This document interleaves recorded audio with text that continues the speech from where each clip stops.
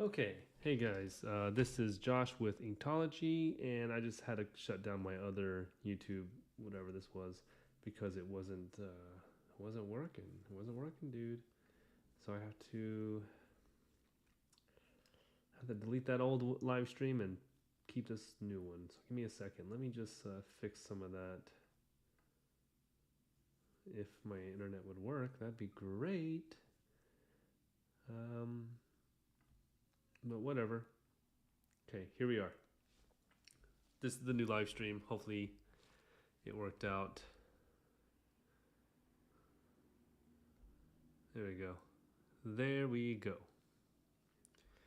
Hi, Yuko. Welcome. Ooh, where did that go? My voice.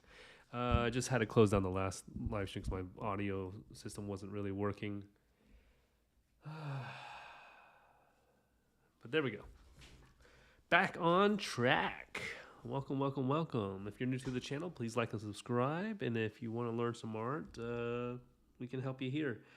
How's your weekend going? Hopefully you guys had a great weekend. It is Monday, a whole new week to draw and sketch and pull out some cool ideas. And that's what I'm hoping to do. So let's get started. We're going to be doing Ehud, the comic book again. I want to continue because I really want to get this pumped out this summer. Really don't want to keep on pushing it off. That's, it's not fun. It's not fun. Of course, I have the sniffles again tonight because that's my MO, to just naturally be sneezing and stuff. So I apologize if the sound goes, absent for a millisecond.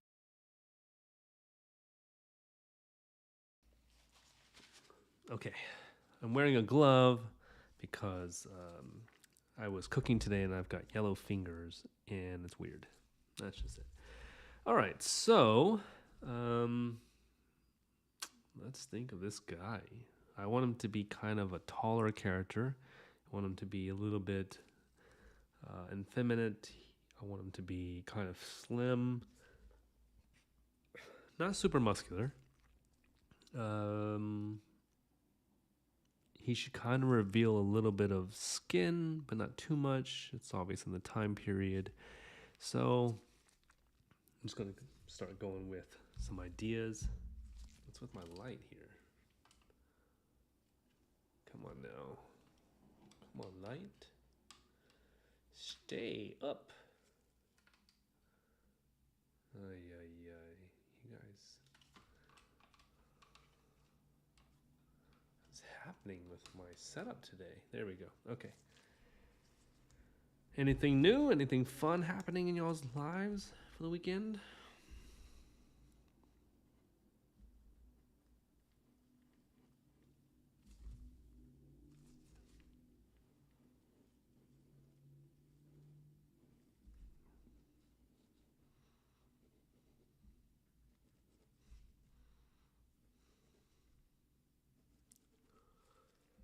Sorry, I don't have any music today because all the music I have seems to be copyrighted at some point, and if I ever get monetized, then it's going to be pulled down. So I decided just to give up and go silent mode. Real awkward, I think it's the more fun thing to do.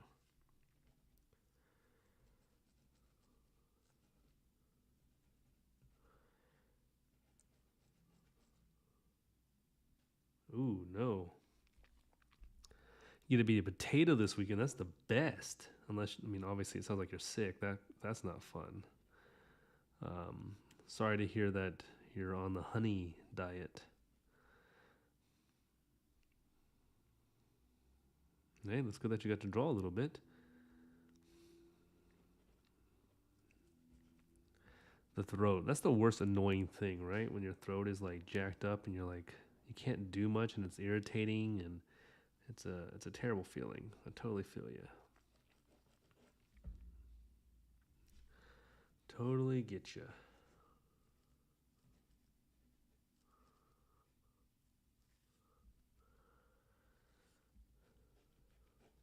I feel like because it's summer and then all the weather's kind of changing, it's kind of getting people sick and stuff.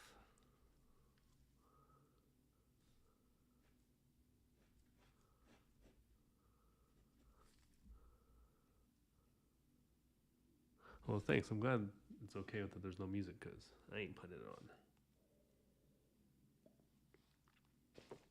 on. All right.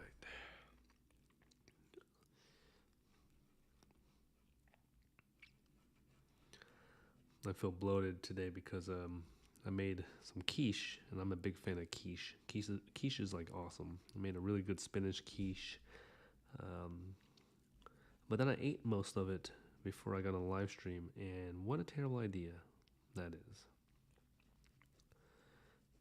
Awful, awful idea.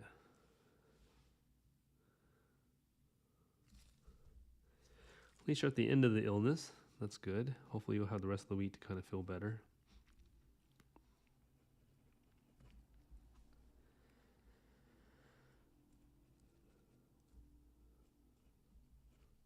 What's with my light being so bright? There we go.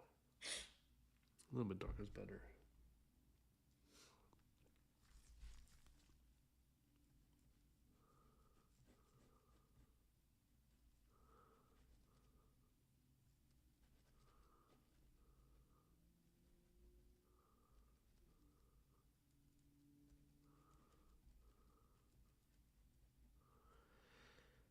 Oh, my brain. It's a long day. Long day today. Tried playing some video games to get my brain working, but didn't really work out. I watched the entire season of Fallout this weekend. That was fun. I really enjoyed that show. Really good actors, really good storyline, really fun characters, all the way through.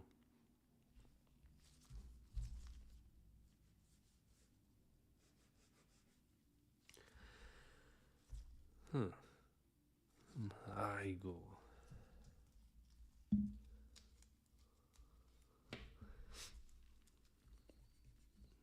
You gotta study a video?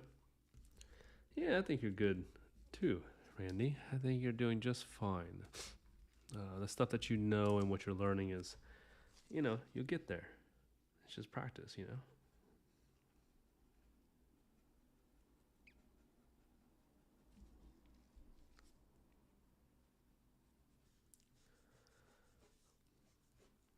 Some stuff just takes a buttload of practice.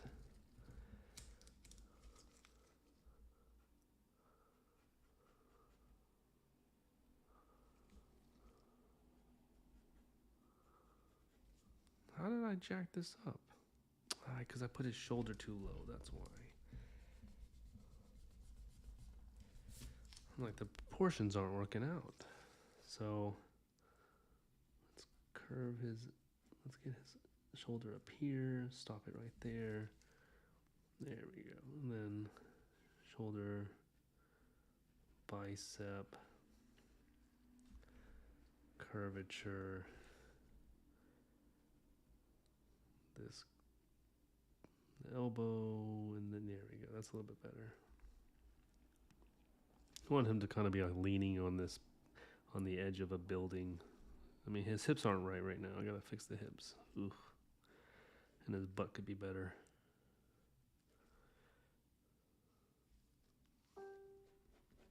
What was that?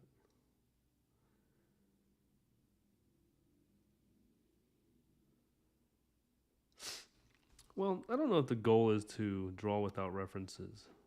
I feel like if that's your goal, then that's a hefty goal to have.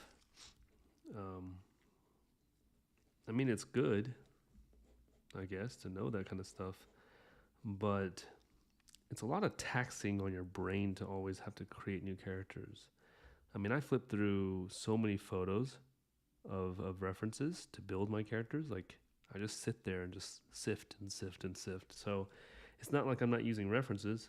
I use a buttload of references, and I combine them and I manipulate them to work for me. I probably will never stop using references because it's the best way for me to just pump out poses and stuff that I don't have to really think about. Now, if I want to really build out my own characters. Yeah, that's fine. You can get to that perfected level, but when you'll notice if you ever watch like comic book artist, right? Sorry. What they'll do is you'll see a lot of their poses are reused. Like they'll just reuse Daredevil for Spider-Man and Spider-Man for whoever, and then all the bigger characters they'll use Hulk for uh, Thor or the Thing, and just so on and so on. Because I mean, there's just only so much you can pose them in, right? Before it just looks weird.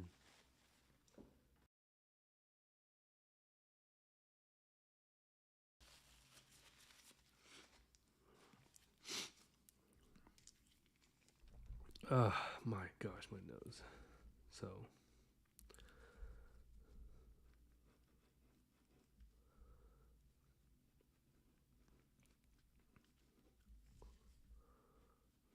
I mean, that's just my thought, of course. I have my dolls too. I don't know where my dolls are at actually. I have those gray dolls around here somewhere as well, and they definitely help for sure. They're really good for stuff. But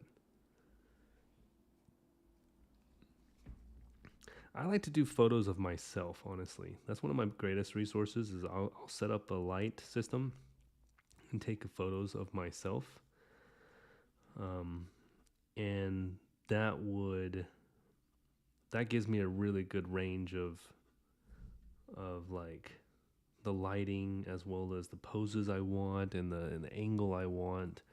Now, am I the best body for a lot of that? No, but I can at least get the shadows and get some of the muscular tone towards it. Um, I definitely need to work out a lot more, and you know, really work out and eat protein if I'm going to do the most of my characters and stuff that I like doing. But you can always do that. You can always use your own body.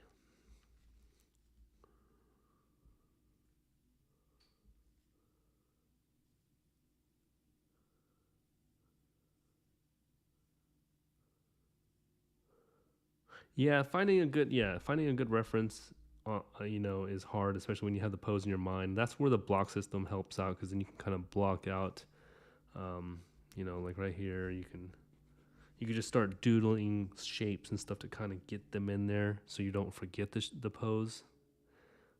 That's it's kind of a hard thing to do, is to maintain the pose. But once you figure it out, dude, it's like it unlocks a piece of your brain.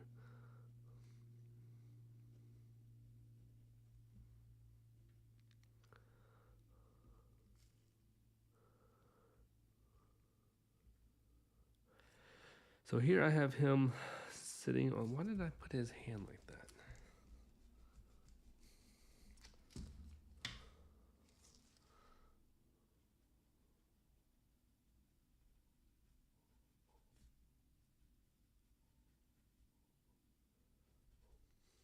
Oh, made his fingers way too long. Oh my gosh.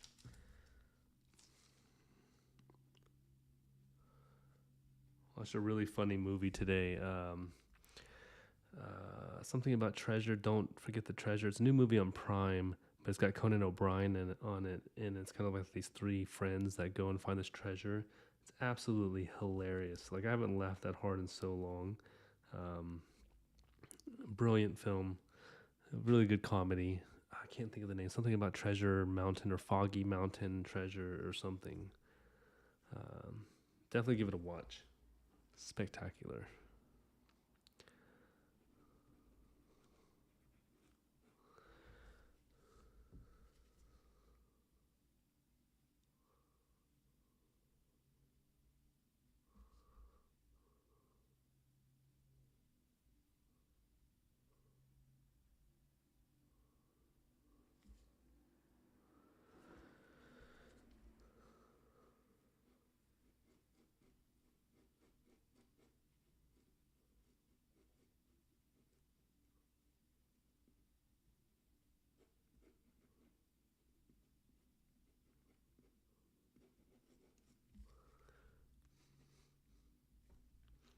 So I decided with like the Ehud story, I was going to do very historical, but because history doesn't really show me any of the actual historical clothing, and it's all kind of made up, I had to kind of like look at what Israelite, warriors might have wore, but they look so ugly. Like the outfits are so ugly. I can't handle it. It's really killing me. So I'm going to manipulate a little bit. I'm going to go a little bit imaginative with this story and just have fun with this comic book. I'm not going to go very biblical accurate, mainly because I have other pursuits of creating the Bible in my own version, and that's more important to me to recreate the Bible with all the books that I think that should be in there, and try to sell it, and build a community around people who want to read the Bible in its full entirety, and then once I have that, which I'm still going to do covers for each book that I put in there, and that's going to be a fun little series because there's like 150 books in Gospels that have not been included, right? Because the Protestant Bible has only 66 in the New Testament and ever so many in the Old, and but it's not taking into account all the ones that they neglected, like the Gospel of Mary and Judas and all these kind of fun things. So I would like to have that actually in there, since these things were discovered within the last 70, 80 years. So most of our Bibles have already been kind of concreted in a lot of ways before that. But yeah, I want to just create one hell of a good book of the Bible with all of them in there, the Catholic, the Eastern Orthodox, and the Ethiopian books, and the new recently Dead Sea Scrolls, and everything found in Qumran and all that jazz, and all in there. But a shabuza, and then have that purchasable. I don't know why no one's ever done that, but I'm going to do that, and I really want to focus on that. But as for the comic book, like I said before, I want to see if Image pulls this together, or if I have to kickstart this, and just want to have fun for the first time. If people get pissed off, they're going to get pissed off anyways. Whatever. It's life. Okay, so we have his pose. Yeah. He's looking pretty dandy. Let's erase him.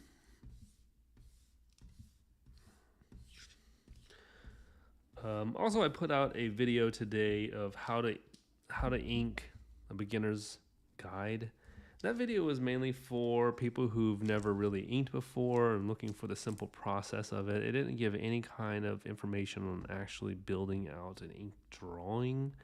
That's because really there's a lot of different routes of how to do that. I couldn't really tell you one way or the other how to do such a thing. But I feel like if anyone just watched my live stream, they'll get the hang of it. You know what I mean? So, anywho, it's a good video, I think. It's all right. It's been taking me too long to create the video. Should have done long ago.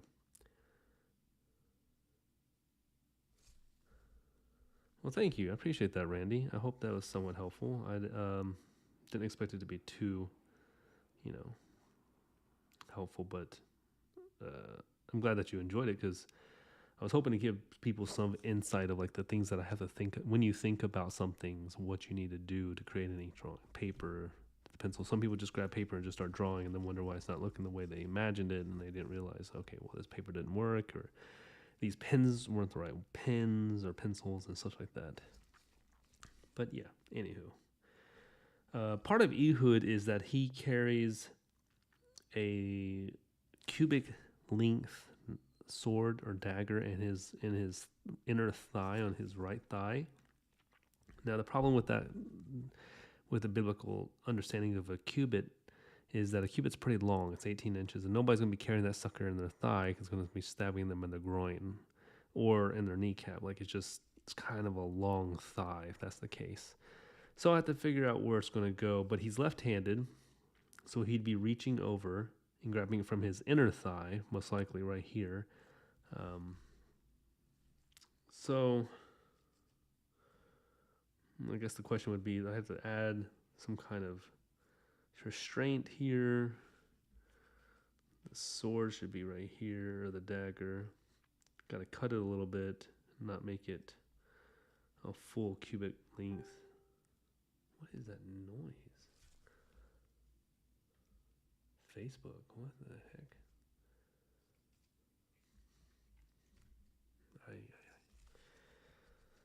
And as for the clothing, let's design his clothing. This is the fun part. Obviously, you have to have gauntlets. So we'll put a gauntlet here.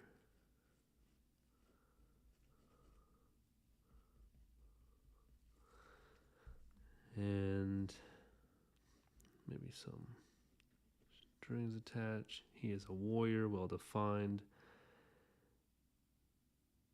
Does he need a sleeve? That's the question. Does he have a sleeve? He wears a tunic. Tunics usually cut off at the arms. It's hot in the Middle East. And he just has a skirt. But maybe I can give him something underneath. Maybe he has a lot of clothes. I like the idea of a lot of baggy clothes, like a ninja. He's an assassin. I like a scarf idea too. I think a scarf would be cool.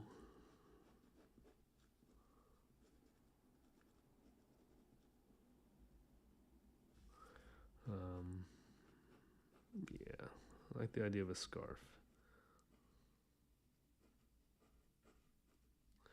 Let's see.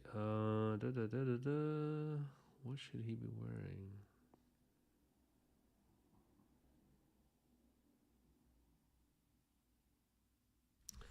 A sash across the stomach. Seems about right.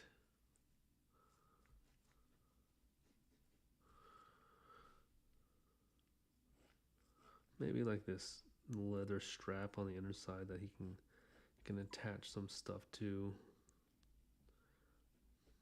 like food or whatever. Let's see. That looks good. And then I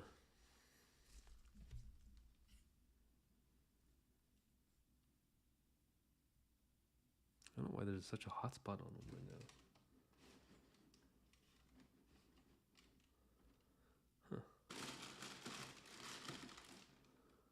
Oh, it's from this guy. That's why. There we go. Okay. Let's see. A tunic though. He'd probably come down. Let's give him a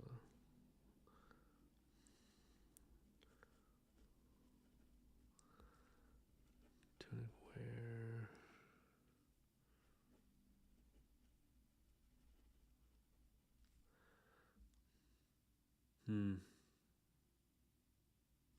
Let's give him an arm bracelet. I think that's kind of cool. I like that.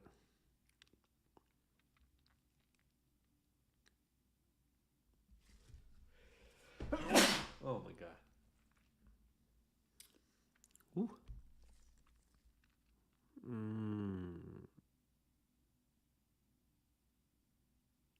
Okay. Ooh. Let's do another one. We'll do this cool like chainmail looking thing here where the bangle will have a netting look.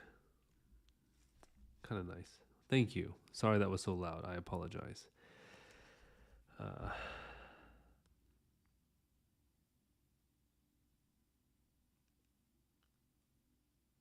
Let's see. I guess we'll just keep the left elbow clean.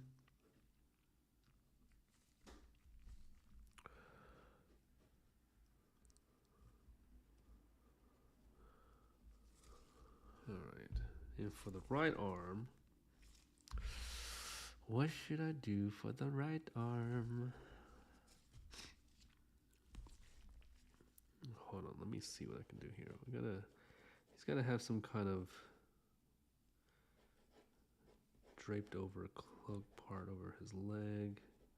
Kind of the whole trick is the whole point is that he kills the king because he's able to hide his knife under his cloak, under his tunic, where everyone thinks that he doesn't have it on his right thigh because it's usually on your left thigh. So that means I'd have to create another idea that there is a place for your sword there, but then he wouldn't have it. Don't want to show his testicles. Build up that cloth. Let's see. Let's get the cloth here.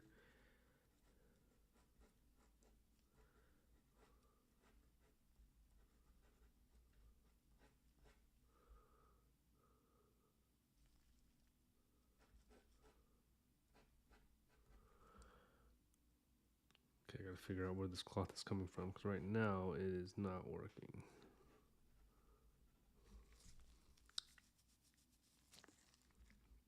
That doesn't make sense, Josh. It doesn't make physical physics sense. Oh, the struggles that I have trying to draw.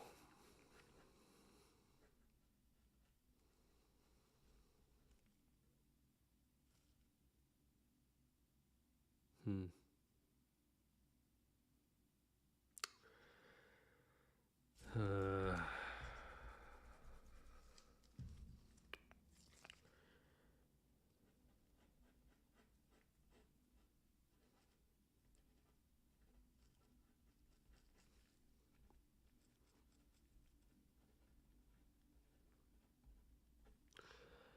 okay, I'll have to figure that out later then.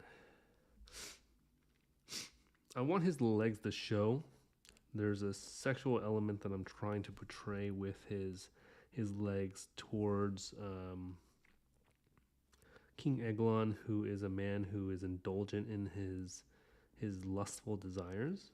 So I kind of want him to have this attraction to Ehud about whenever he shuts the chamber doors. This is something historical. I think I mentioned it multiple times, I believe. The Bible doesn't talk about the left hand when he reaches from his left hand and reaches into his garment and he's in his closed chambers and stuff like that. It's a very, sexual thing for the left hand, which is meant for your genitalia, right? In the Middle Eastern culture, especially Israeli and stuff like that.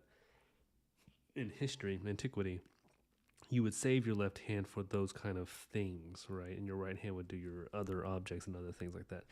And most of that gets lost in translation because when people read the Bible, they read in English and they don't have a historical understanding of Hebrew and ancient historical things, right? For example, there's Bible verses that say like, if it's better for you to toss your one eye, to tear your eye out, than have both of your whole body be thrown into hell, or to cut off your hand, then your whole body be thrown into hell. I forget what verses these are, but this verse is used a lot of the time to represent the idea of like, hey, don't sin in the nature of like letting your eye or your hand or your feet do such a thing. But the Hebrew word for it, for these body parts, are associating to the male genitalia. And that's because the male genitalia is what causes men to sin a lot. So the Hebrew word actually relates to that. It's not actually talking about your eye. It's not talking about your hand. It's not talking about your foot. It's actually talking about lustful desires. And even at the end of it says your eye be thrown into, it's better for you to tear out your eye, just like Samson. Because Samson, his problem was that he had lusted over the women that were not of the people of Israel, of Benjamin. Well, not Benjamin. Samson. Is this Samson? Is it Benjaminite? Gosh, I'm getting all my history mixed up right now. Anyways, it's the whole point is this be said is that tearing out the eye was the idea was because he was looking at these women and wanting to marry them, and they were like, well, I'm going to cut off his hair, Delilah, right? And she cuts off his hair, and then he's powerless. And even the Philistines, they tear out his eyes. They cut his eyes out so that he wouldn't be able to see, because his eyes are what got him in trouble in the first place. Even at the end when he kills all the Philistines, he asked where the pillars are at so he can touch them. And once he touched the pillars, he was using his feelings and touch instead of his eyes in order to kill, 2,000, 5,000, whatever Philistines there were in that building. So a lot of people don't understand how to read the Bible, and that's where these kind of things get lost in translation, is that the left hand has a much more of a sensual, physical thing to it, but they don't teach that in a modern church, right? They don't. Most pastors don't even know that because they don't want to study it. They don't actually pursue such a study. So there's things like that I have to kind of portray in this comic, and I want to show because I want to reveal the things that people don't study. I get a lot of flack amongst my religious friends because they don't ever read the darn Bible, and then they want to claim such crazy crap about things, and I have to teach them, but then they don't actually listen. I'm like, it's not like I'm a scholar. Like, I'm definitely not a scholar, but these should be kind of a common sense things that if you do study, if you are someone who's well studied, these things should be your, they should be in your reservoir of like information, because it's archaeological proof. It's not false. Well, because why would they want to tell their own the pastors want to tell their own people? Well, because if you don't tell your own people the truth about history and the truth about culture, then what are you doing? You're diluting it to become your own agenda, right? And so most pastors would not talk about it because A, they haven't researched it. Most pastors, and I'm talking about 90% of the pastors I've ever met in my life, and I spend my whole life with the Christian community, they all study Christian writers talking about Christian things, about Christian subjects. So it's the same difference as like a Scientologist talking about Scientology books that are written by Scientologists. Of course, the information is going to be based off of information very biased for the Scientologists. And the same way with Christianity, because there's so much information out there, they never even think for 1 second and go, well, I mean, I'm studying C.S. Lewis, or I'm studying this or that, or whatever Christian apologetic or historian there may be, but it's all biased. It's all biased information, straight to the core, and they don't really know that, like, oh, well, is there a Hebrew dialect issue here? Is there a translation issue?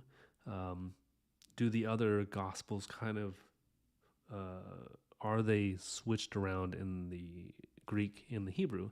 One of the biggest issues with the Bible, which is very helpful for a lot of Christians, but they can't handle it, right? They just can't handle it, and I kind of feel bad. I kind of do feel bad, because it's a big important thing is that they're like, oh, there's no discrepancies in the Bible, but the Bible's full of discrepancies. But that shouldn't like hinder your faith, right? But the biggest thing is like the Virgin Mary, right? And the New Testament is translated into Greek from the Aramaic of saying, oh, this is the virgin birth, right? Jesus was born of a virgin. But actually the prophecy, I believe in Isaiah, was talking about a young woman. It never said virgin at all. The Hebrew word doesn't even mention virgin, because Greek doesn't have a young woman word that is separated from virgin, because young woman and virgin are the same thing in Greek. In ancient Greek, it just translated into virgin. But in Hebrew, they're like, no, it's just a young woman. She could have slept with somebody. She could have done stuff, but it doesn't matter. She's a young woman, because they're marrying people at young ages back then. They're doing all kinds of stuff. This is a different dialect altogether. But because of Greek, in the translation, we got kind of screwed over into thinking that, Jesus was born of a virgin. But when you research it, there's a lot of different mythology and theories that, go against that kind of concept, as well as, proof and fact that the Hebrew didn't even mean that. So it's just kind of interesting. I feel like there's a lot to be taught and a lot I can draw and create with the art to kind of give tutorials on such things. I can't really like write a book about it. The reason why is because it's not like everybody's going to read it.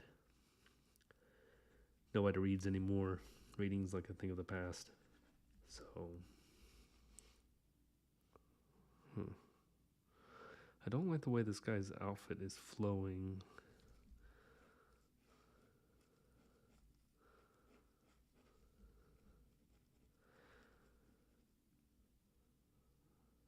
But pastors, they should learn these things. They should teach these things, but they don't because they need to teach the things that keep money flowing into their pockets. Sadly enough, they got to keep funding for a lot of these things. So why learn things that might actually take away from people actually being ignorant? They want people to think that the pastors are all powerful and all intelligent, which is my biggest problem with the church, is that everybody thinks that their pastor is so freaking fantastic. But I'm like, your pastor, if he was a pastor, wouldn't be sitting on a stage saying what he's saying. But that's just me. I'm iconoclastic in that way.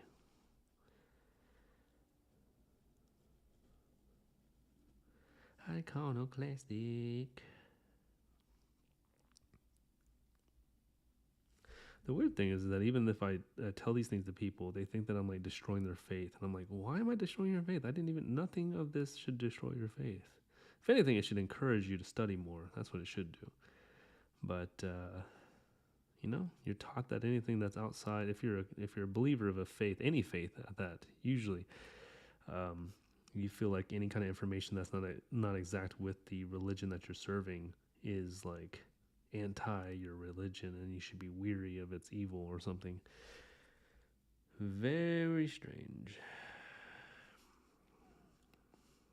But all is well. All is well. Okay, so we have him.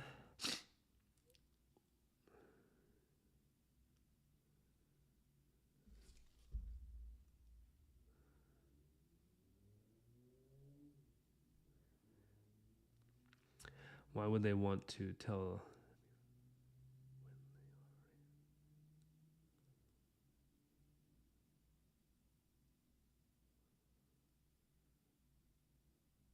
No, you're right. You're right.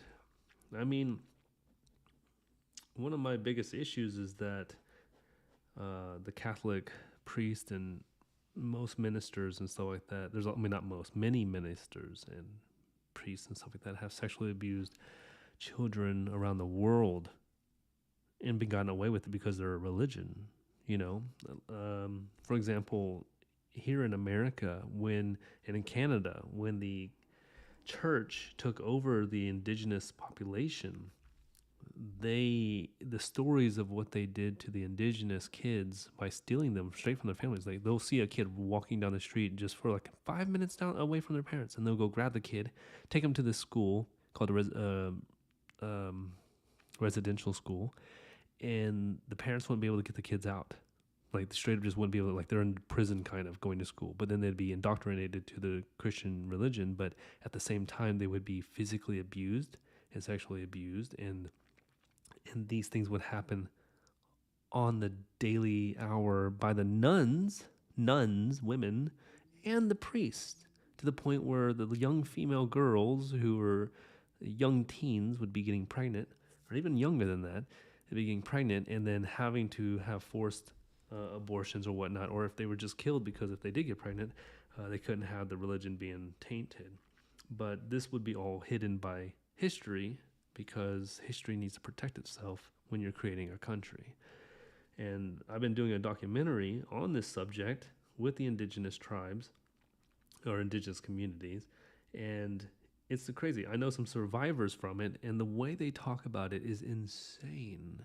And I'm like, okay, well, if this just happened to America and the indigenous in the 1950s and 60s, what's going on now where they can hide more and there's much more diversity to the religions? But my biggest issue is that believers of the religion of Christianity say that, and even I myself said that I was a good person at one point, whatever.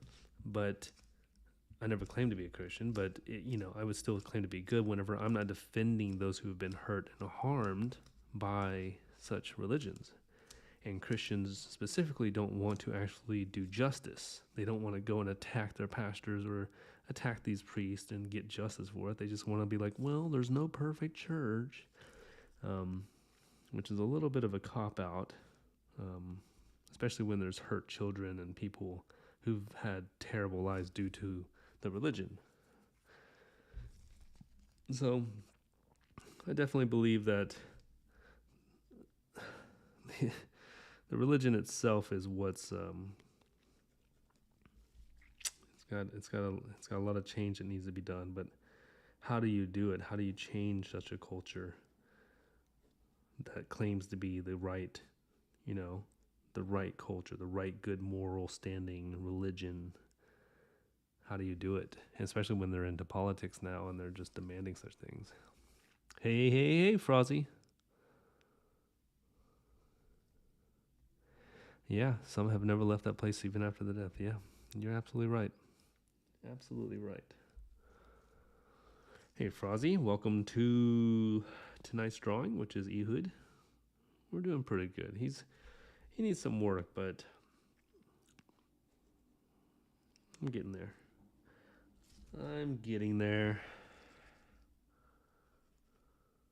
We're just talking about some deep, dark stuff. Religious, dark stuff. But yeah. Anyways, I hope to have a financial freedom to start building this kind of thing that will help people who have been hurt by the religion, be comforted and taken care of. I just don't know how to do it. It's kind of tough stuff. Because I have to worry about my drawing first, and then how do I get the Bible published, and what legal issues are there for that? And how many people are going to want to have me dead is the funny thing. There's going to be so many people who want to, murder me, I'm sure. They're going to be like, you're attacking our religion. I'm like, nope. It's not what I'm doing, but you're going to take pitchforks and fire and flames and try to burn me at the stake, I'm sure of it.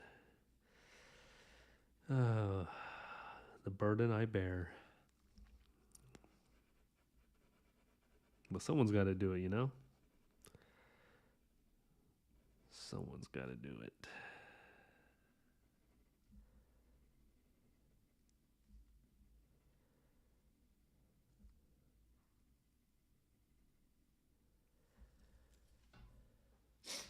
Oh, my nose is crushing me right now.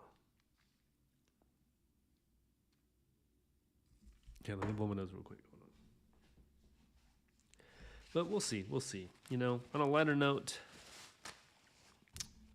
is he an indigenous folk? No, he is. Well, I guess indigenous for what? The Israel murder for stories is going too far. Yeah, it is. It is going too far, but it happens. Look at the witch hunts and trials and crusades. That's the religion. Let me explain Ehud again, Frozzy. He's not indigenous. He's just a dude who, from the Israelite tribes. Darn it, I get him and Samson. I've been studying Samson and him, so I forget who's Benjaminite and. Darn it, where's my Bible at? Anywho, he's rad. He's like the coolest person in the entire Bible, and most people don't realize it. That's how rad he is. And when I get back, after I blow my nose and use the restroom for a second, I'm going to talk about this good book, Story Clock Notebook. Look it up real quick. I'm going to put you on a commercial break. I know, you guys love it.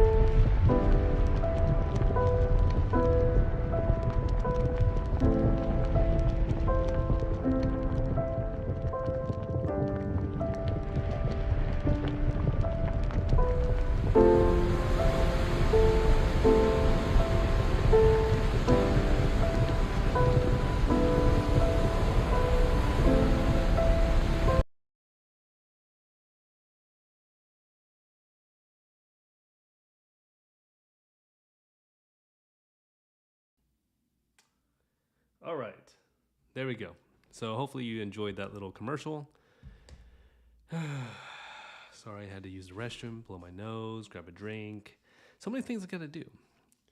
I wanted to talk about the Story Clock notebook. I got this back in, a decade ago almost, and this thing has been really cool and helpful for me to understand my stories and my development of, scripts and things. And I highly recommend it. I'm going to turn to it. So what it is like they have this really cool system here. I think you guys you don't need to buy this thing. You can actually create it yourself, but it's a circle system, right? So when you're creating a comic book or a story and you need the story arc and you need all these little things into it, you can actually, let's zoom in.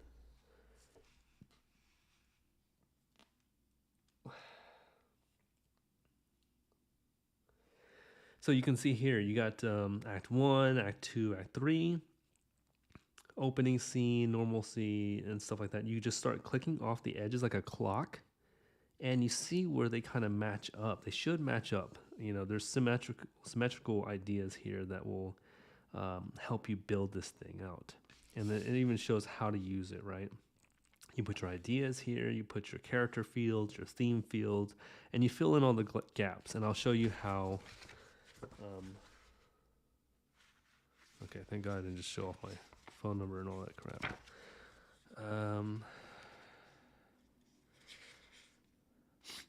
Let's see, where's it? Cain and Abel. So I did a story of Cain and Abel back in the day for a competition, and so what it looks like is this. So I'm like, okay, Cain and Abel, it's called The Brother's Keeper, and I have all this timeline of like what I want to happen, what I think should happen, right? But the circle here is cool because I'm like, okay, I wanted to start off with Cain driving up to the house, right? There's a white rose. The whole story is about a rose, right? A white rose, and then it turns red by the end of the movie. Blood stuff. And then I have Cain's confronts Abel, sets up the personalities of them. And I put all the little story arcs here and there and stuff like that. But Cain and Abel, the dead cattle, because they're farmers. In my movie, they were like these farmers in modern day, kind of like today in 2024, but they're farmers. Cain had dead cattle. There's something going wrong with his, whatever. And this line should move over here, right? And you see how like each clock should kind of work against each other, and it should also have parallels this way and this way, story arcs. It's really cool. I think you should look it up. But it's kind of a blank piece of paper. Don't get doxxed? Yeah, don't get doxxed. I'm trying not to get doxxed. I don't care about getting doxxed. What are they gonna do? I don't have all my information in this book is from Korea anyway, so it's not like anything's still legitimate. But this is cool. I like this thing. Let me see. Let me see if there's any other stuff I can show you. Yeah, so here's my roller derby one.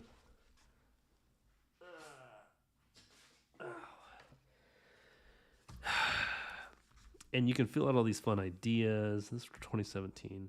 And you just write in the themes, the characters that I have to do, and then you just start having fun with it. And it just, it's really cool. I really enjoy it. What's this one? Battles of the Broken Hatchet. Oh, this was fun. You can see how chaotic this one was.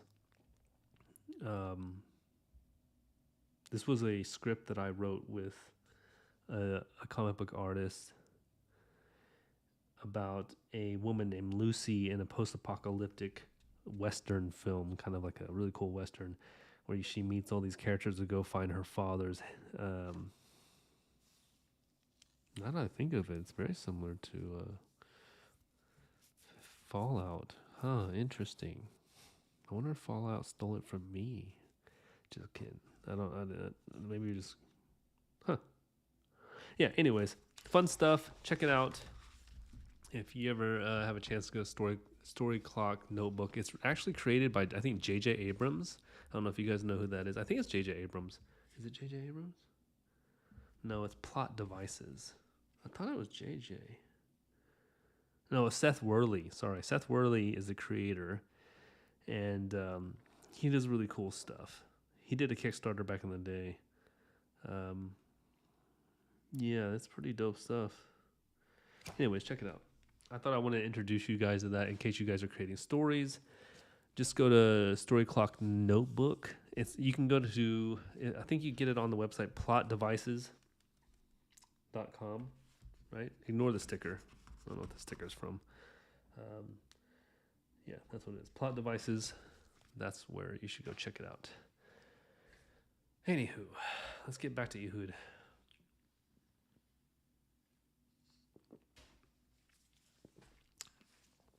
Okay.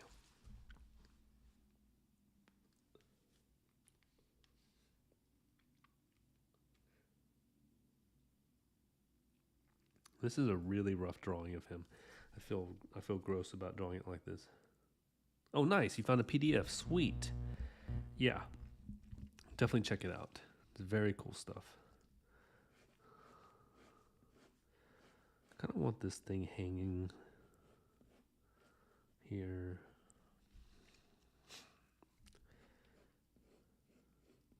Something going in.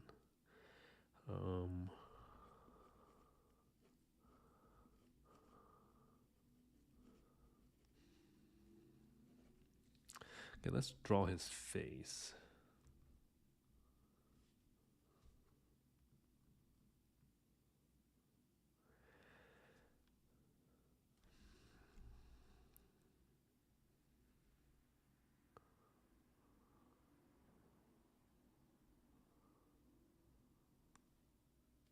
I guess I should zoom in, huh?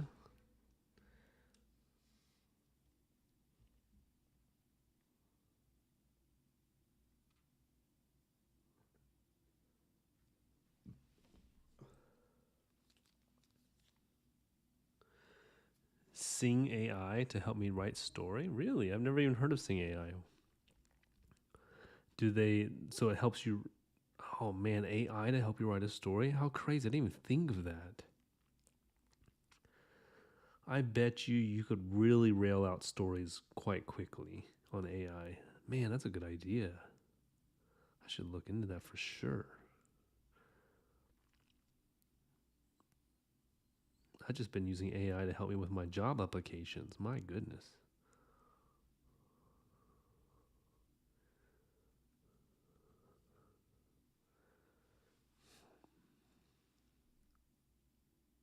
Oh, using.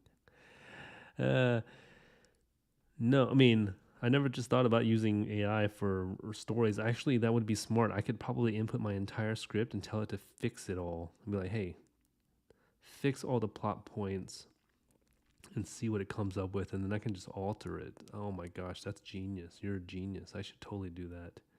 People probably be like, that's cheating, but hell, why not?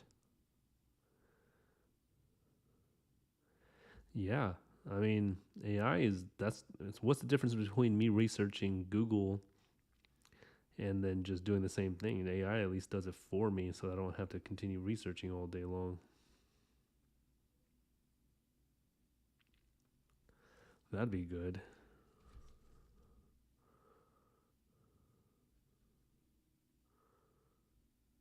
Yeah, I'll definitely do that. I'm definitely going to, once I finish the script for Ehud, which is still yet to really be done, I'm going to probably throw it into AI and see what it says, what it thinks, because I want to see what it does with like its fact checking of like whether or not some of my stuff is accurate.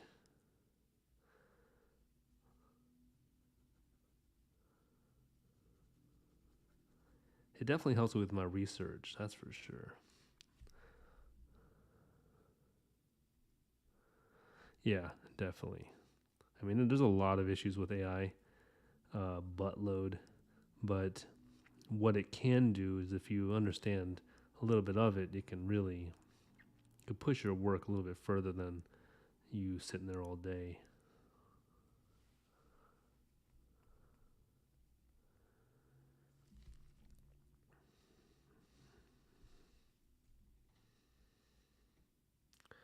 So Maybe I'll give that a go.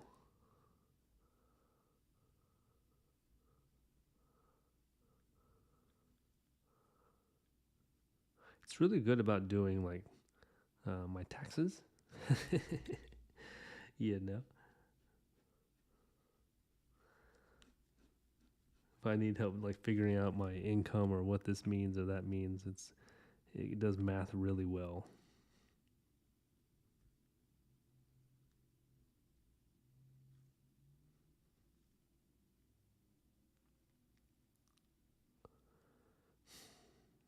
Copilot. Oh, okay.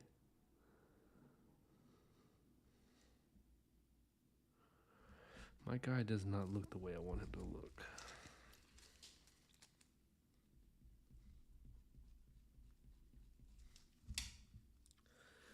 He is not looking the way I want him to look. He needs a bigger nose. That's what he needs.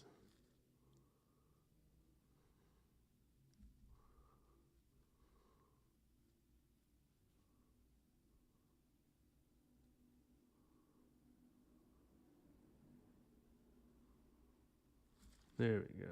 That's the look. Kind of like an eyeliner look, you know.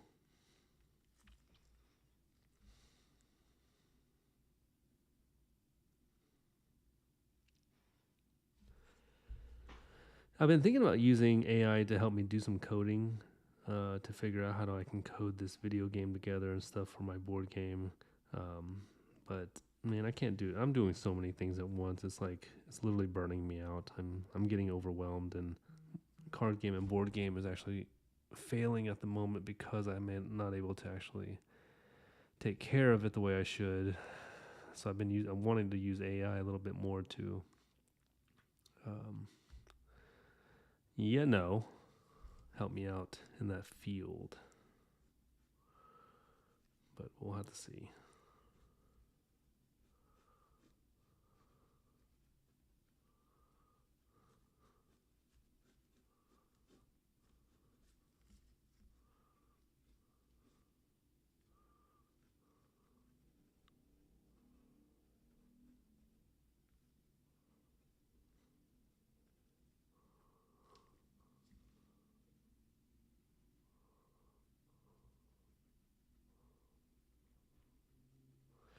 His head is too small. That's the issue.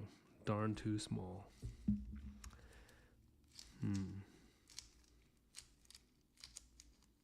Dang, I have to erase his whole head.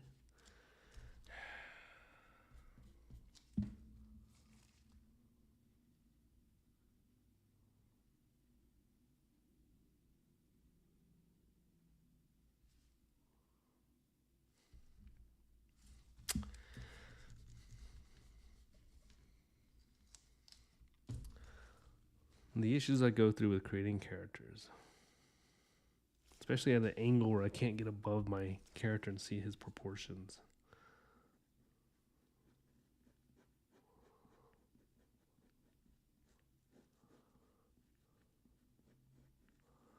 There we go. Yeah, it's better. Bigger head is better.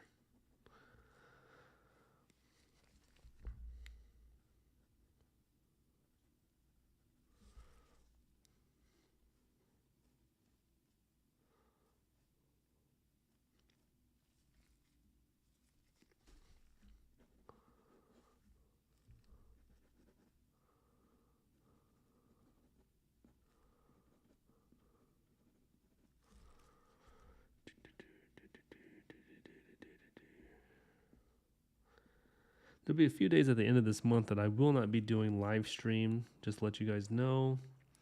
I will be out of town, so this will be the first time I kind of miss out on my live stream. But I will do my best if I can to do it where I am at.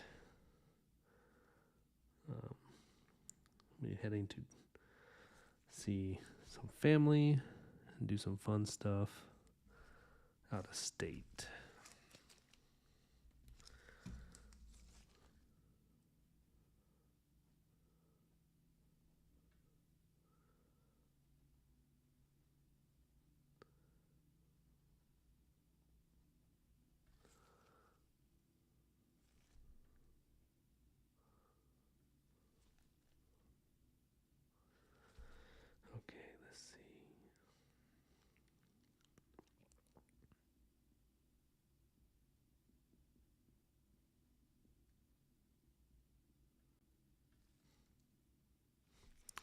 Not vacation time. I very much wish it was, but I'm on vacation right now, technically, as I'm looking for a new jobbo. I'll be visiting family in Texas, and because I'm originally from Texas, the good old grand state of the Republican, and gotta see family. That's about it. Get to see my grandma, which will be very fun. See my nieces and nephews. What the hell is happening with this guy's face?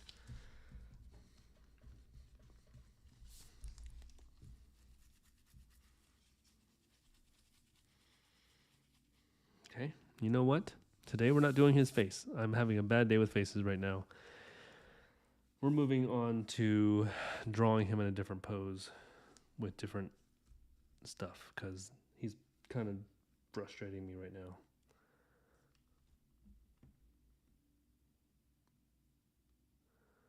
Oh yeah, I did get hired as a restaurant, but they haven't set me up with. They haven't. Darn it, they haven't scheduled me in yet. So until they actually schedule me in, I'm just waiting for them to go, "Hey, Josh, you come in and work," which is daunting.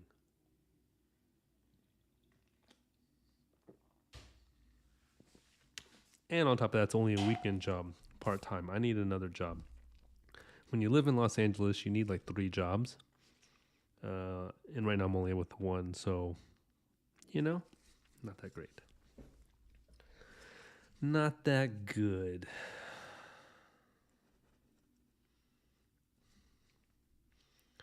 And why do I live in this state? I don't know. But it is kind of cool, sometimes. What's with this lead? Come on, dude.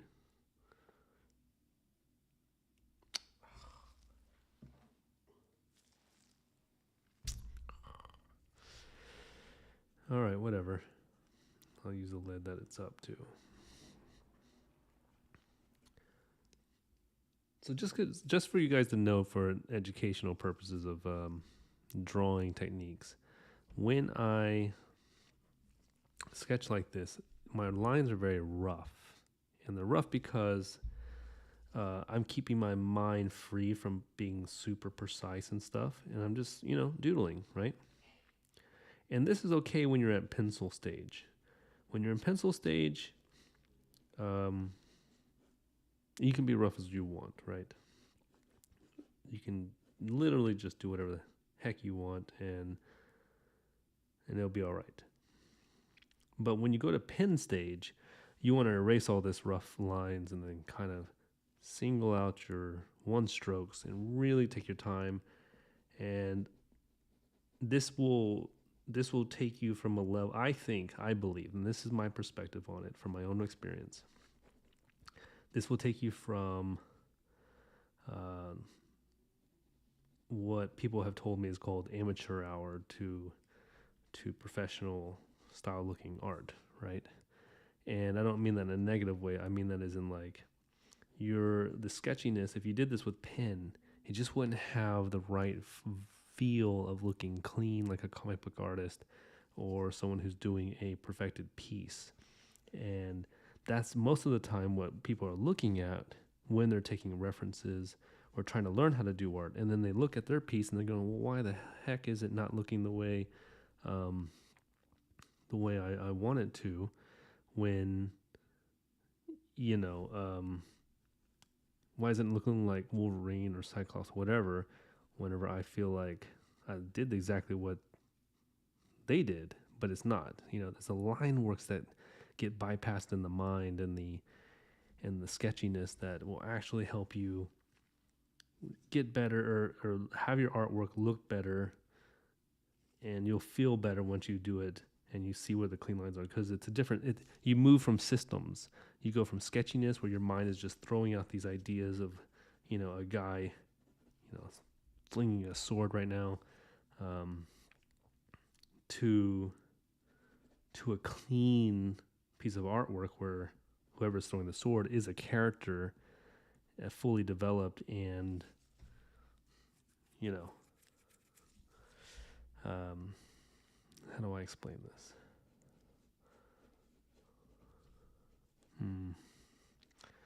So right now, just do rough with your pencils. It's fine to do as much rough drawing as you can with your pencils. Pencil is literally meant to be the playground of character development. But once you start inking it, you're going to erase all these rough lines, and then you're going to smooth it in, and that's going to take you into that world that you want to be in. But if you go from here, my age, I'm 96 years old as of next month. Yeah. Come on, guys. I don't give up my age unless you pay me well enough. Nah, I don't have any issues with my age. I'm 38. Was it how they say that in Spanish? 38.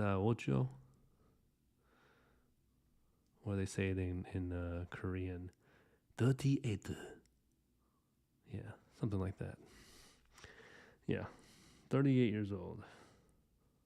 I'll be 40 in no time, guys. I know I look young. I speak young. It's great. I found the Fountain of Youth when I was young, so it's been really helpful. It's kept me going for a while now. Yeah, it's good stuff.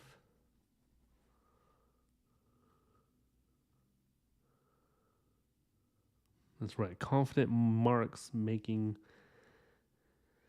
is the end goal for sure.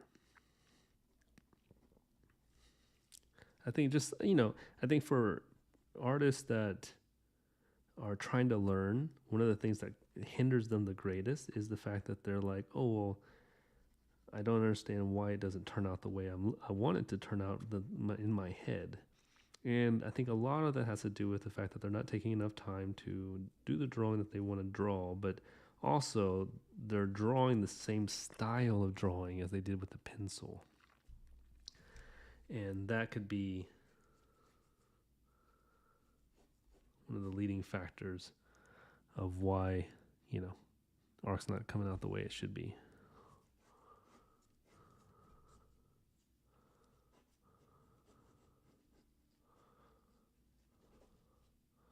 Like this guy's head over here is pissing me off like hardcore. I don't know why he keeps on coming into a small face. I don't know what's going on. I think the angle I have him makes me my brain not work, so I have to figure out what's going on.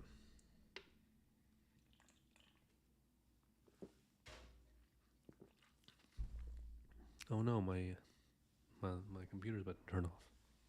Uh-oh, what do I do? Oh no, what do I do? Hold on 1 second.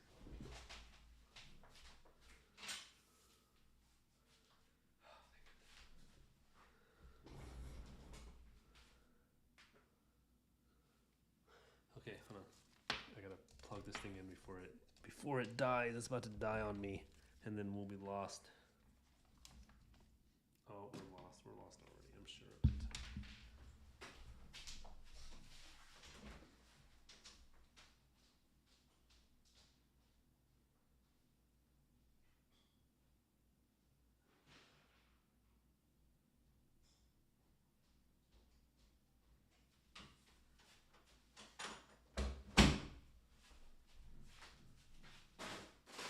I don't know why I did that.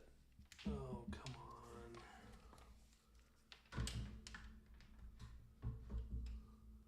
Oh, whew, I just saved it. Emergency battery is the best. Oh, all right. I was literally at 1% on my laptop. Anyways, how old are you guys and ladies? That's a fair question. If I had to tell my age online to the entire universe, you guys should definitely do me the privilege of telling me, your social security number, your address, your names, your age, your blood type, or at least just your age. Actually, you don't have to do that. You don't have to do that. I wouldn't make you do that. I don't mind any of your age. You could be 5 years old or 107 for all I care. As long as you like doing art, that's all that matters.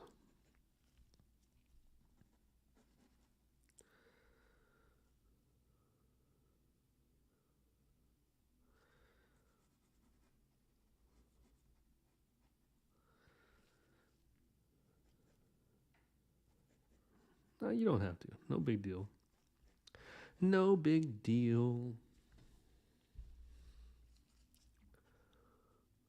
37. Oh, just a year younger than I am. Look at that. See? 86 baby, huh? Good old 80s babies. Gotta love the 80s, man. Gotta love the 80s.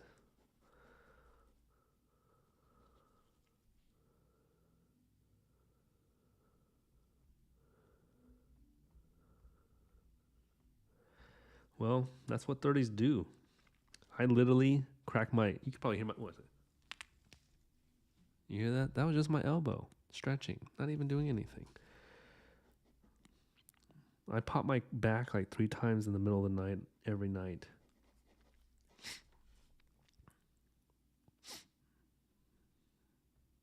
No, you're not the oldest one here, buddy. You might be the youngest. Unless Yuko is, well, Yuko says early 30s, so maybe Yuko's youngest. But even so, looks like a bunch of 30-year-old people here, ready to meet their little midlife crisis with a vengeance, I already had my midlife crisis like twice, so I'm done with that. Don't need to do that anymore.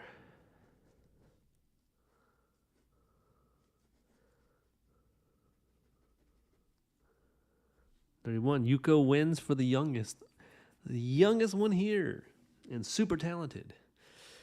Well, that's good. Well, at least we're all 30. We all have something to complain about.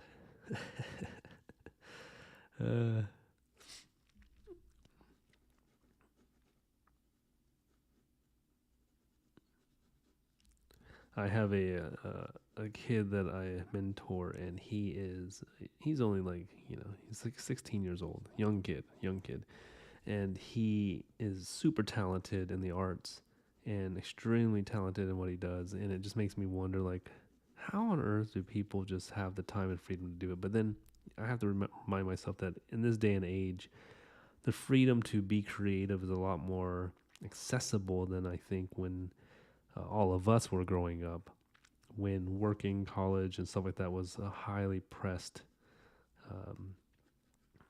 thing, more compared than doing, now kids can actually choose to go to school for gaming and game development. When I was going to school, there was no such thing as games as being a future. It was like you're a doctor, you're a lawyer, you're, you're a whatever. But there was no such thing as creativity, like that wasn't going to get you any money. Oh my gosh. If I told my parents that I wanted to be a game designer, they would have freaking flipped. Yeah, they have access to art YouTube. They have access to everything. There's nothing withheld from them. But I guess they have so many options that they don't know what they want to do with their lives too. I follow a few. Oh yeah, just to remind you guys of the references that I use. There's a guy named Dash Rendar on YouTube. He does I think I showed it on my Discord. He does medieval teaching people how to fight with medieval weapons and stuff. Really cool. But he's really built. He's got a body of Thor kind of thing. He's crazy physically fit. But I asked him about using him as a reference, and he said, for sure, go for it, do it. I don't care. And I said, he can make a ton of money. I was like, dude, you should just take pictures of yourself doing all these different poses and sell the book. You would be making so much money. He's like, nah, I don't care about that stuff. So, he's a family man, but he does his thing. But I'm like, dude, he's the perfect body type for most comic book artists, I think. So if you ever need to use him, Dash Rendar is the guy. Look him up on YouTube.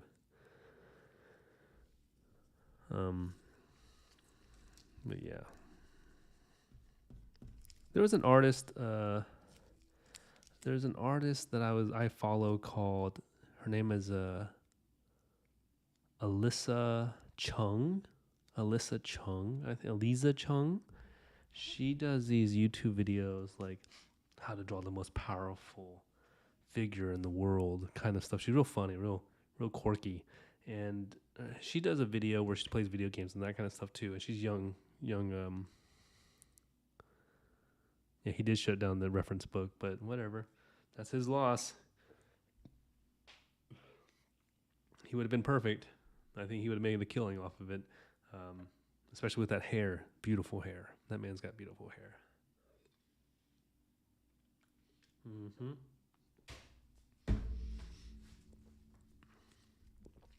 Anyways, Alyssa Chung, check her out. Eliza Chung, I don't know her how to say her name.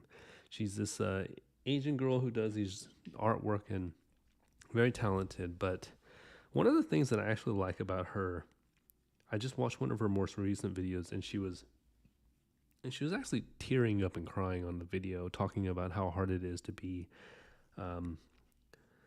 somebody in today's society, you know. And she's a young person. I don't know her age, but she's definitely got to be a young girl.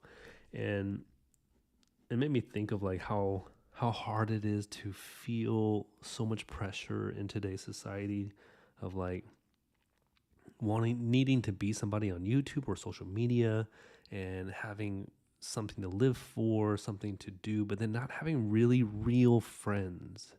I feel like kids today don't have friends. Do you know what I mean? Like, they have acquaintances that are kids that are similar to them. But when I was growing up, I had a friend that I would fight someone else for, even if I didn't even agree with them. Like one of my buddies, whenever he got into someone would call him out and say something nasty, I'd have to fight that dude who called him out, or say something messed up, because he's not my friend, but my friend is the one who's getting hurt, and I had to go fight him.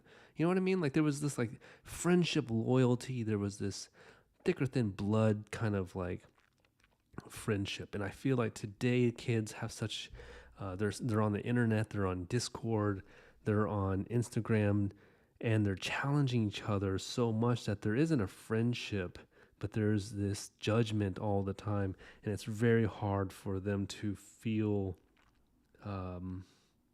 understood, and I'm sure their parents don't really understand them, because this is all new stuff for all parents. All parents are going through this issue of like, how do I understand my kid, And I don't know. She did a really good job of explaining it today on her recent video, and she cried on camera, and I thought that was like, that's beautiful. That's beautiful that you're that honest, that you're that you're that open on camera and live stream to show your real feelings about certain things. And it's got to be embarrassing in some fashion, but you're also reaching out to the community that you have, the only community that you have, which is an internet community. Which, can I say that's a community? I don't know, not really. You guys are a great community to me, but it's different from, I think, them being kind of, hey, brawler, welcome to the YouTube. From them being, this is the only life that they know. Young people are growing up with the internet and grow up with this social judgment already, which most of us here in our 30s didn't grow up with that. We grew up with Mario Brothers and Nintendo and bringing our friends over to our house to play games and stuff. So yeah.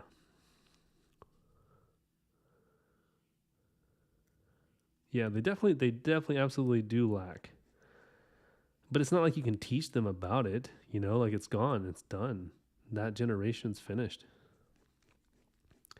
Welcome, brawler. Are you an artist? Are you a creative? Are you ready to take on the world? I don't know. I'm just messing. It's late at night. Too many things running through my head. It's Monday.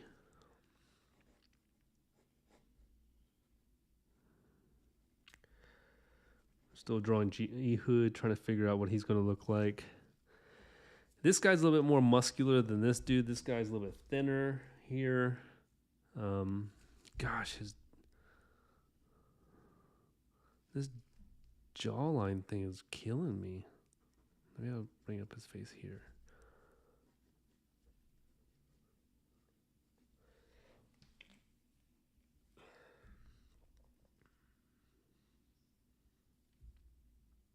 That's a better head shape, yeah. That's a better head shape right there.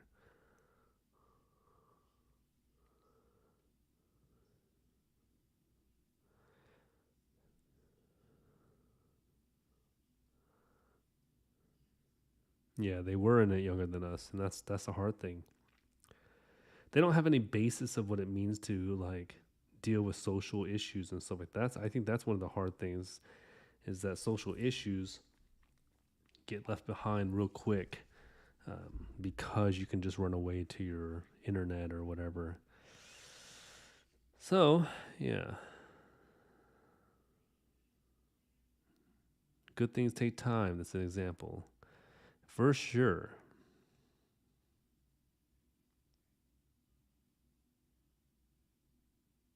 What just happened to my... Oh, my... Darn it. Sorry, guys. My camera just died. Let me just change the battery real quick. 1 second.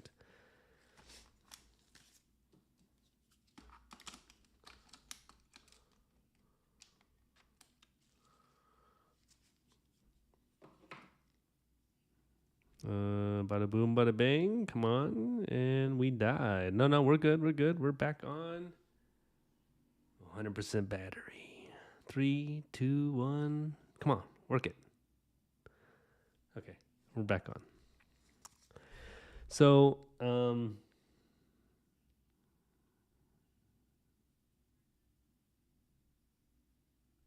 you subbed her and then unsubbed her?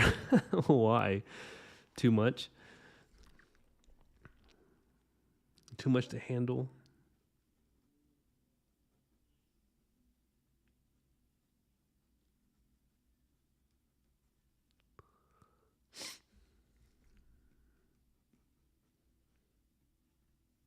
I think she's a good girl. I think she does her best. She had a lot of success too. She got real famous, real popular, real quick by her skill sets and her art, and then her humor, which is an interesting take to see. You know, a girl take on humor that way is really nice to see on the internet.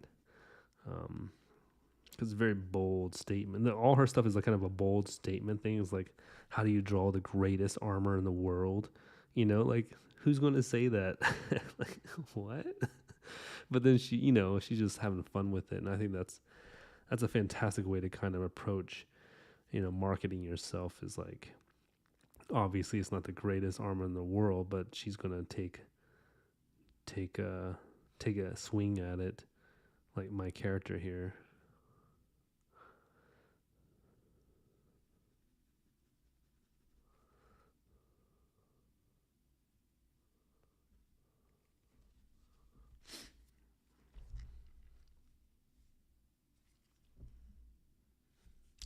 All right, guys.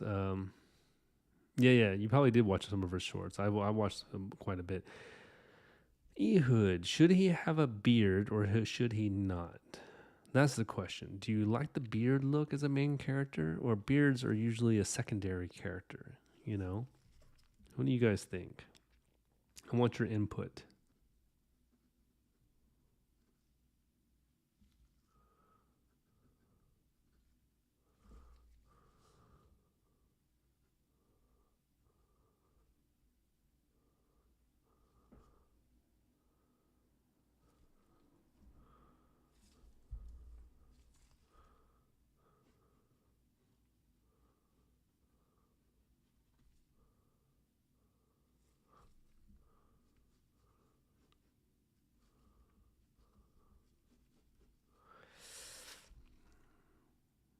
I guess he couldn't have long hair.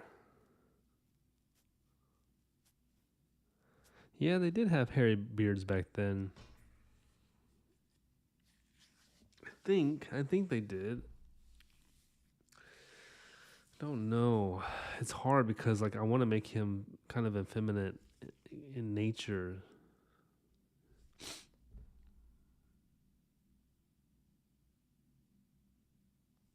Yeah, I don't want it to be unkept. He has to be kept well. He has to have like.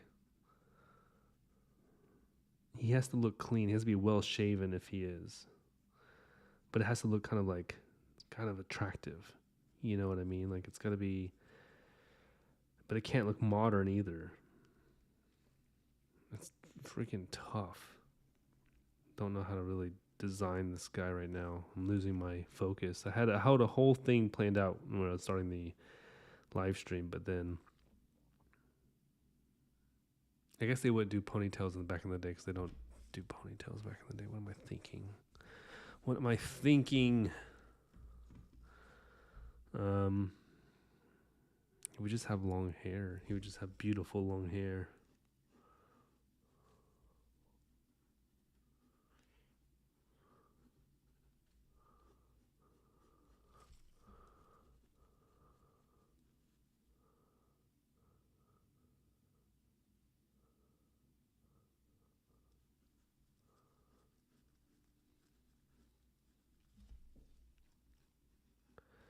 So you guys have anything planned for the week? Is there anything special, anything fun you guys gonna do? You know, you got the whole week ahead of you. It's the middle of April. It's almost 420. Very good holiday for a lot of people. I wouldn't know what that means. Just kidding. I've got a history, guys. You know what I mean? But anything fun you're gonna do?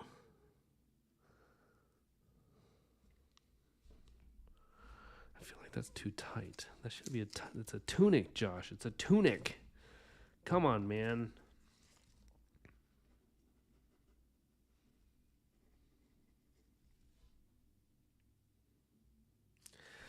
I really need to design his clothes first then.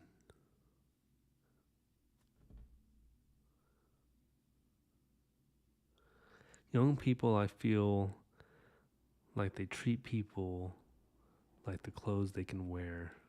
Oh, deep, Frozzy, deep. Yeah. I could see that. Question is, why?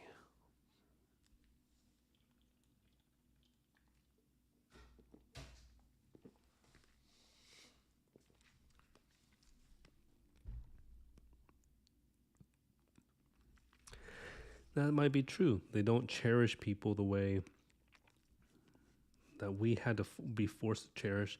Here's the thing: do they still have? I don't know what part of the country you guys are from. I don't even know if you all are American. To tell you the truth, but do they have? Do you remember in elementary school when you were forced to do these collective things as a group and go to these like little not book studies, like scholastic book fairs, or go to the museums as a field trip, and you had to partner with somebody and they were friends and you had to be pushed into these awkward situations and things like that. And then when you're in middle school, you get bullied, the teachers don't believe you, you get to fight, there's just these little cliques and stuff. As much as cliques were sucky, maybe cliques kind of helped put you into an idea of a group, of where you belong in a sense. Not to say that they're good, though. I don't like cliques. But, like maybe these are the things that helped us kind of figure out how we had to build relationships. But today, like you just said, Yuko, that's one of the things that I don't understand. Is like I do understand. It's like, hey, I was a weird kid too. I literally wore a fake cat tail through high school. I don't know why. I mean, I used to have a tie, like a tie around your neck, a tie hanging out of my back pocket in my jeans. And I used to wear really vibrant pink dress shirts with jeans and like camo socks and big skateboard shoes and then like 45 wristbands. And I had long hair with glasses. So you can imagine I'm the weirdest dude on the planet. Yeah. Young people on TikTok kind of restores your optimism. How so?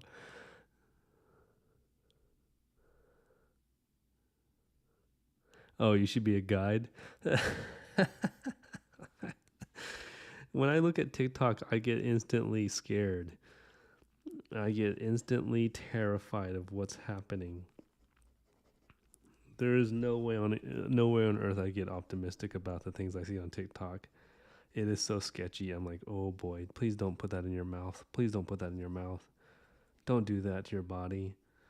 I'm like, oh boy.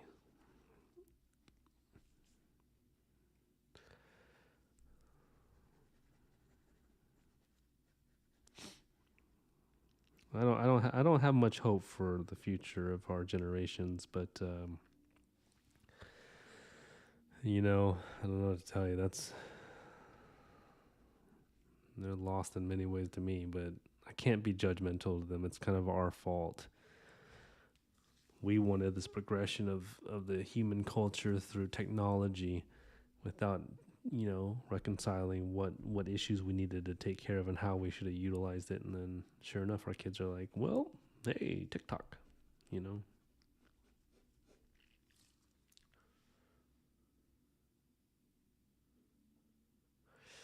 I don't like this. I don't like this outfit. I don't like what he's wearing. He looks like a darn Greek superhero.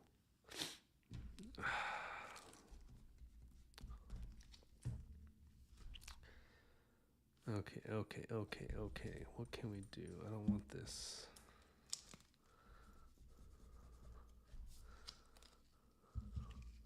Let's give him a stomach a little bit.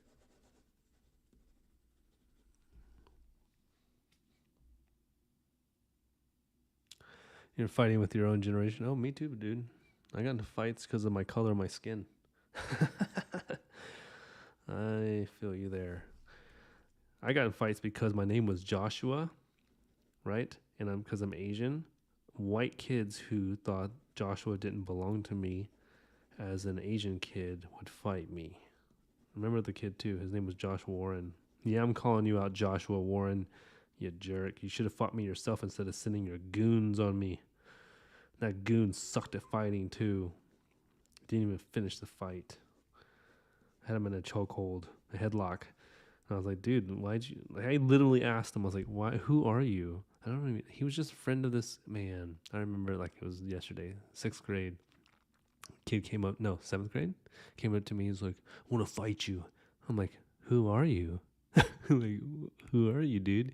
He's like, and I looked behind him, and in the back of like 40 feet away from him, and back by the doors of the school after school let out, and it was Josh, who I grew up with in elementary with. I don't know, we never really talked, but then like, I guess the beef got too hefty for him, and he sent one of his friend goons on me, and so he started throwing punches at me. And I dodged every punch until I got him in a headlock. I reached around, got him in a headlock, and then his head started purple. And he was punching me in the head while I had him in a headlock. Um, but I didn't want to kill the kid because I saw his head like literally about to pop off his shoulders. And then I let him go. And then I was like, should we continue fighting? He's like, no, my mom's here. Pick me up. I'm like, dude, what? And then I never got in a fight with that kid ever since. But I didn't even know that kid. I wish I could meet that kid and be like, what happened? Like, did Josh really just convince you to fight me because he didn't like my name? Oh, middle school drama. But fights, sometimes I kind of think they were necessary, though. Kind of toughen you up a little bit. I don't think kids these days get into fights. They get into like and unsubscribe wars or something.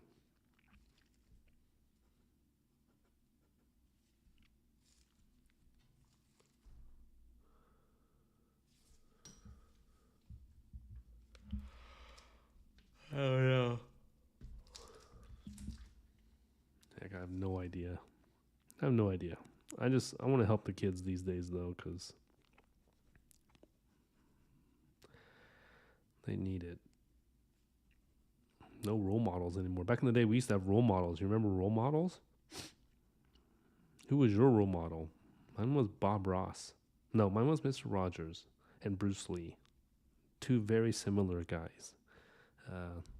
Obviously not, but those were my role models. I ask people today what their role models are, and they're like Logan Paul or something like that. I'm like, what? Who's the other dude that they talk about? Oh my gosh.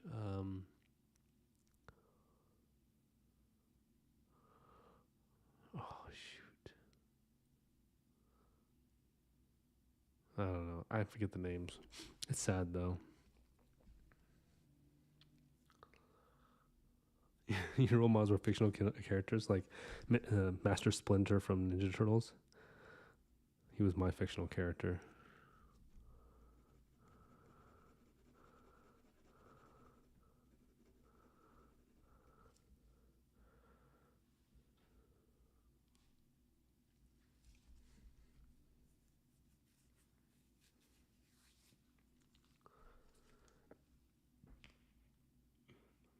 Who's Maliki? I don't know who Maliki is. Please do explain.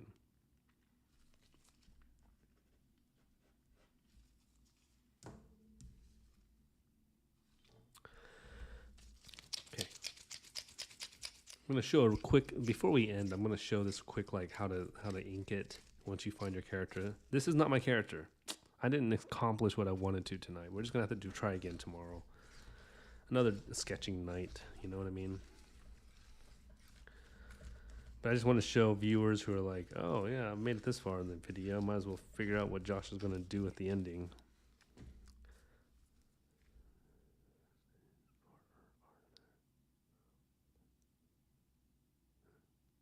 Yeah. Who? What? Who? Yeah. I asked. Yeah. And then a fictional character that is in a comic. That is a comic author. Oh, cool. What comic?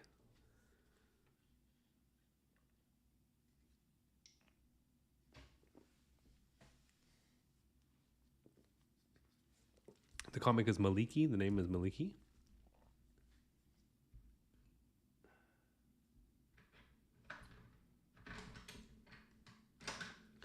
Okay, so when let me explain this real quick before I get into everything.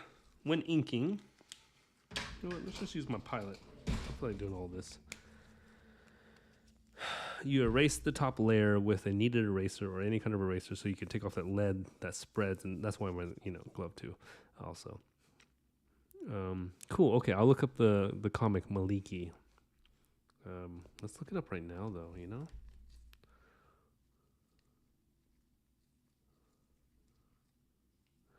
Maliki. That's such a cool name. Maliki. Ooh, I got a whole bunch of Islamic leaders. Huh. Poison of the Past? Is that what you're talking about? Comic.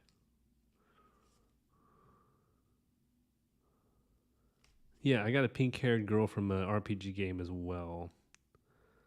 Oh, webcomic. I got it. Cool. Ooh. Hey, this is fun. Oh, she's got like a Dragon Ball Z thing going on in this one. How interesting. Whoa, she's like super popular.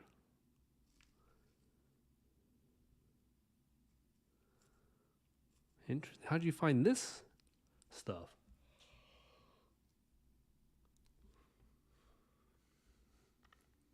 Interesting.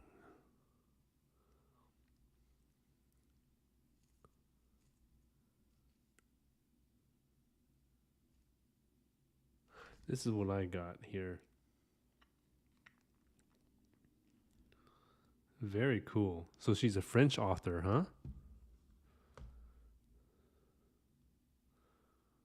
That's very rad. Since you were 13, good grief, that's one long time to have a webcomic. Holy moly, that's awesome for her. Like, is it still going on? Is she still producing stuff? That's absurd. That's crazy. That's craziness. Oh, way to go. Way to go. That's devotion to your character right there. Man. That's good stuff. It's a male? It's a guy? It's a guy creating this?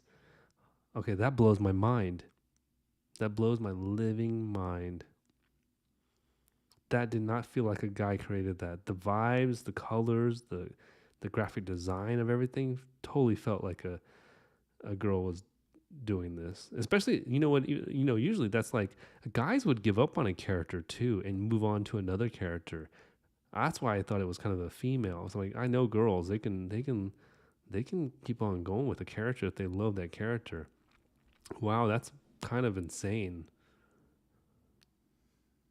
That's kind of insane. That's insane. That's a love of a character right there.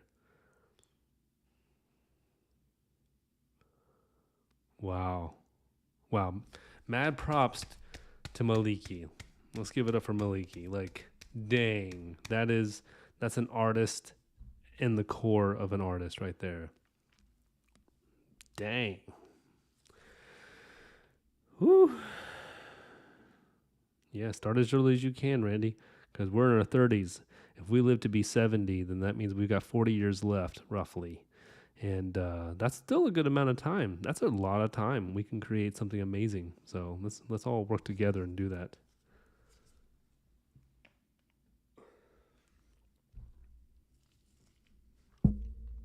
He didn't know how to draw when he started. Isn't that beautiful? Okay.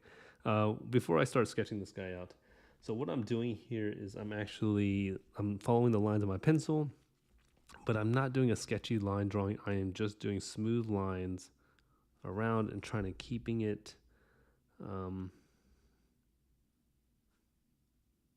single lines to perfect it, right? And this will give you that desired look of looking really kind of professional. And you don't even have to follow the lines exactly, but they're just guidelines at this point. You create perfect guidelines.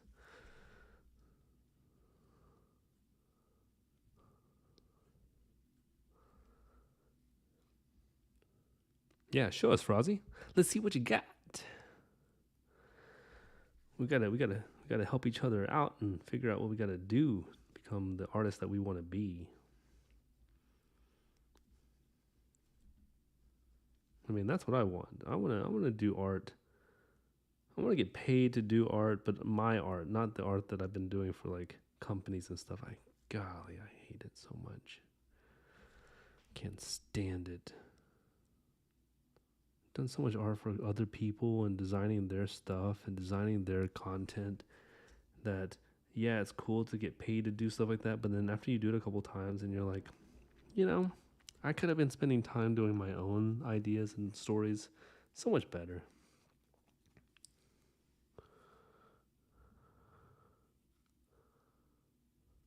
Well, hey, you don't have anything to worry about, I mean, I don't know. Actually, I don't know about that. With today's society, I don't know. I think they should be understanding. They should be pretty understanding. You should be okay. Oh. Oh. That looks great. Your character looks phenomenal. She looks amazing. I like her hair. I like her eyes. It's like she looks good. She looks like she has a personality to her, you know? Well, these are good. These are good characters.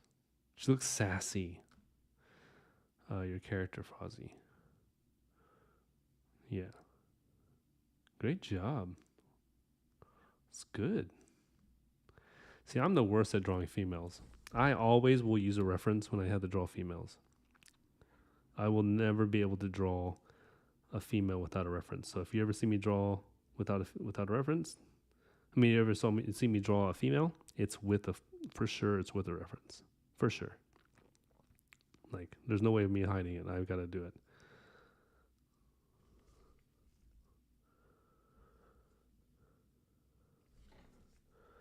Yeah, she looks good. She looks like she has fun. She looks like she's a good character.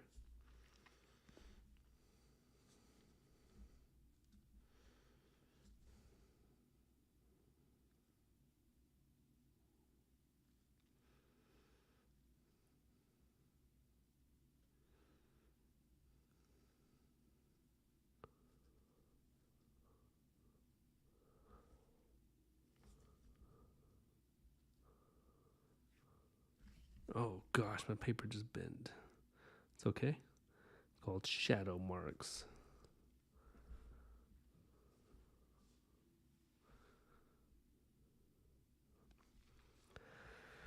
Well, that's faster than me because females will always be my toughest figure.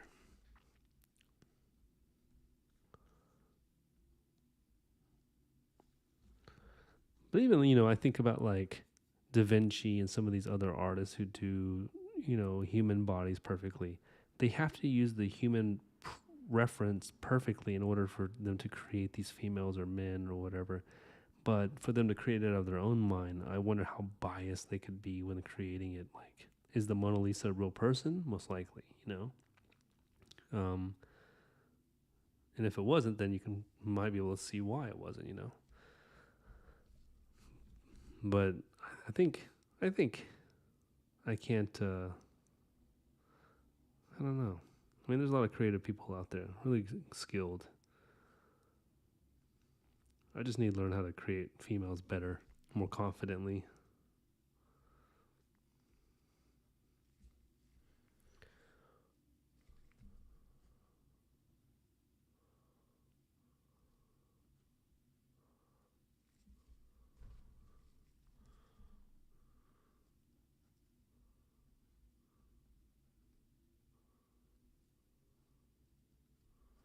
Okay, as you can see, I'm starting to draw in these lines and fill in these spaces. Let me get his ear.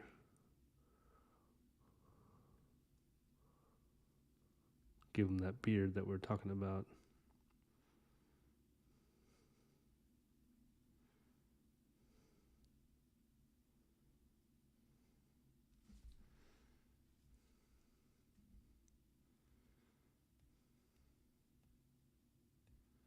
Yeah, I think you should. It looks great. These characters look phenomenal, Frozzy.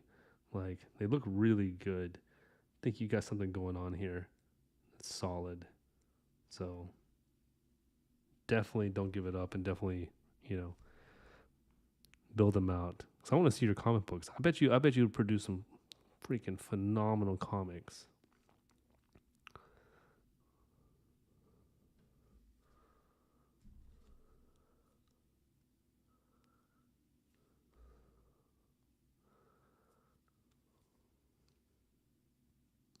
Ooh, nicely said, Yuko. I like that. Not with a silver spoon. Nice.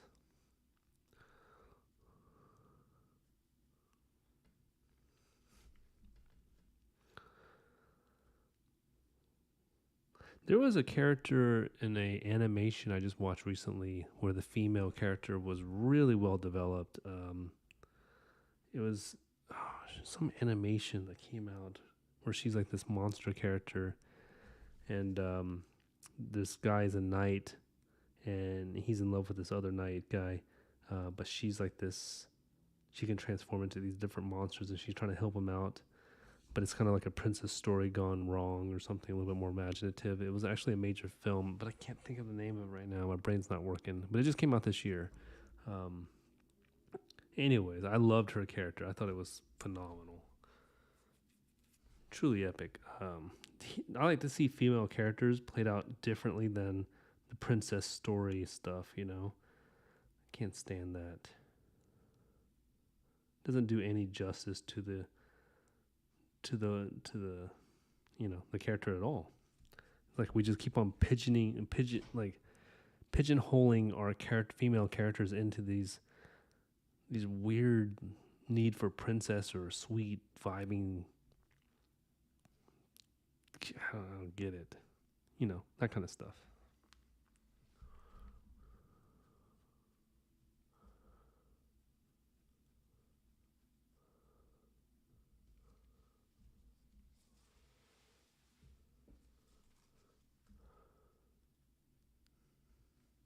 Okay.